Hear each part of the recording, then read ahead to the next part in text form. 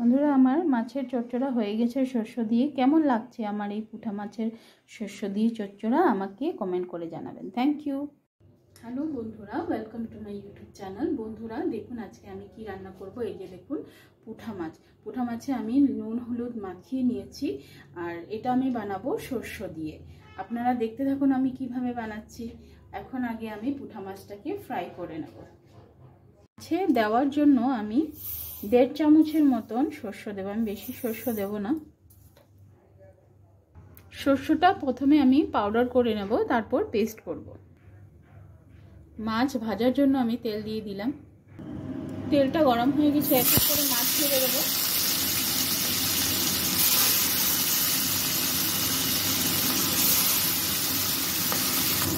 মাছ থেকে এক এক করে উঠে দেব। সর্ষেকে পাউডার করে নিয়েছি। এখন আমি এই সর্ষের পেস্টটা করার জন্য কাঁচা লঙ্কা আর আদা কুচনো দিয়ে দেব, দিয়ে পেস্ট করে নেব। মাছগুলো ফ্রাই হয়ে গেছে, আমি এগুলো নামিয়ে নেব।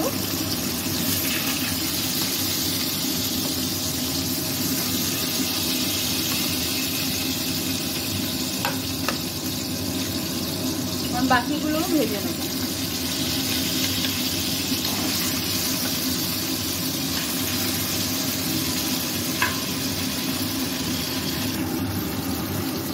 সর্ষের পেস্ট হয়ে গেছে, এখন আমি এটা ছেঁকে নেব।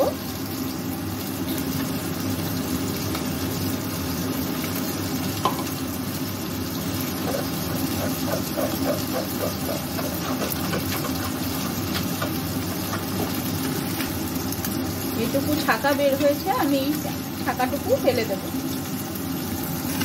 মাছের চচ্চড়িতে দেওয়ার জন্য এই একটা পেঁয়াজ আর আধাখান টমেটো আমি কুচি করে কেটে নেব।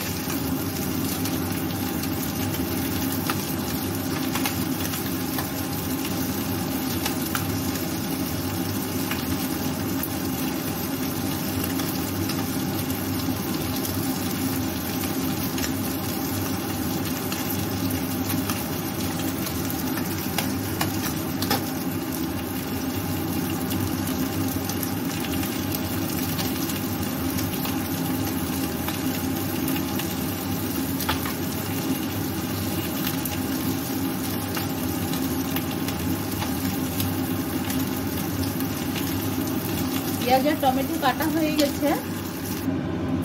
কালো জিরা দিয়ে দিব,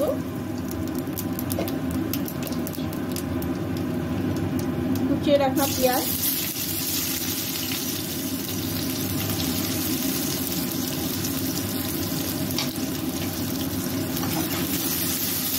ভালো করে ভাজতে হবে পেঁয়াজটাকে।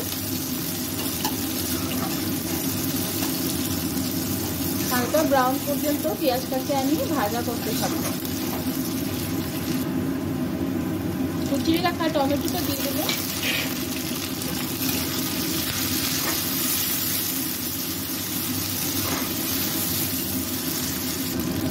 স্বাদ মতো নুন দিয়ে দেব, হলুদ গুঁড়ো দিয়ে দিব, কালারের জন্য লঙ্কার গুঁড়ো দিয়ে দেব, ছেঁকে রাখা সর্ষের পেস্টটা দিয়ে দেব।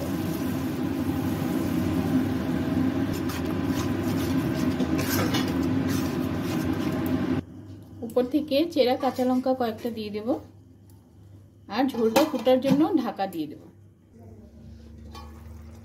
ঝোলটা ফুটে গেছে, এখন আমি ভেজে রাখা মাছগুলো দিয়ে দেব।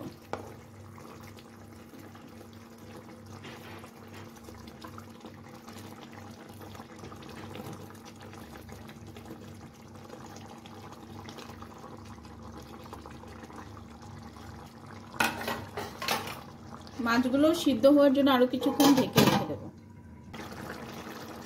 ঝোলটা ফুটে গেছে, এখন আমি উপর থেকে ধনেপাতা ছিটিয়ে দেব।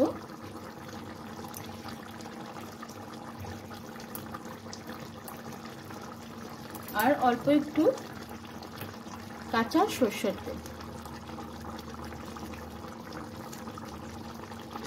কাঁচা সর্ষের তেলটা দিলে সর্ষের যে কোনো তরকারিতে ঘ্রাণ খুব সুন্দর হয়। 1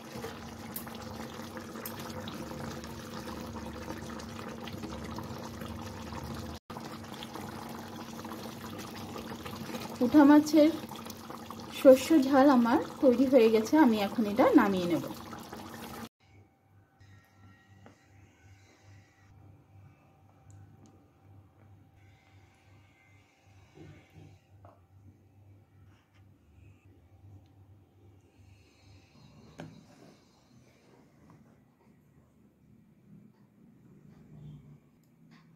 বন্ধুরা, আমার মাছের চচ্চড়া হয়ে গেছে শস্য দিয়ে। কেমন লাগছে আমার এই পুঁঠা মাছের শস্য দিয়ে চচ্চড়া আমাকে কমেন্ট করে জানাবেন। Thank you.